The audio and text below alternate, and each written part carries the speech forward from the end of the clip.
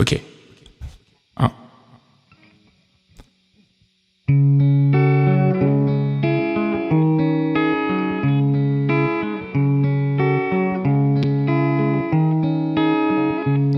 Le bruit des vagues, la chaleur plombant les rochers. L'esprit se vide juste un instant à l'horizon, se laisse porter tout cet amas de pensées, bien décidé à s'agripper à ce que l'imagination propose, puis vers l'oubli se faire traîner. C'est dans les plus grands moments de calme que viennent les plus belles idées, les plus belles phrases, les plus belles phases ainsi se laissent transposer. C'est quand l'horizon se couche que l'éternel peut commencer, dans un goût de tranquillité sur la route de l'éternité.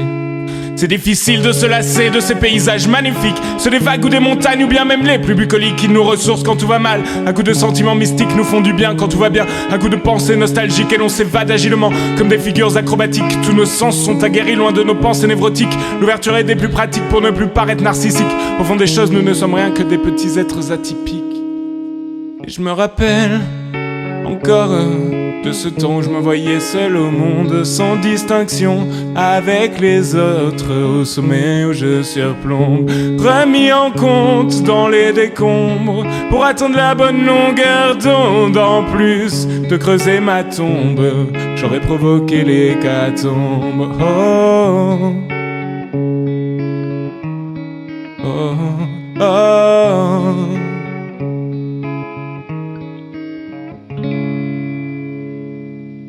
Tu ne deviens pas le roi du monde du jour au lendemain. Tu as tutoyé les tourments pour trouver ton propre chemin que tu t'entêtes à traverser sans t'attirer dans le ravin. Et seule la tempête t'arrête si t'es prêt à tendre la main. C'est comme ça que je vois les choses, on se sent toujours plus puissant dans le confort que l'on s'impose.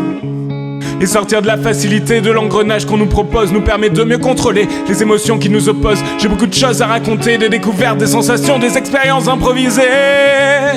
Un bout de la vie que j'ai menée, que je retranscris dans mes cahiers. C'est avec toutes ces sensations que la page je vous laisse tourner. Et je me rappelle encore de ce temps où je me voyais seul au monde, sans distinction avec les autres, au sommet où je surplombe, remis en compte dans les décombres, pour atteindre la bonne longueur d'onde. En plus de creuser ma tombe, j'aurais provoqué l'hécatombe. Oh, oh.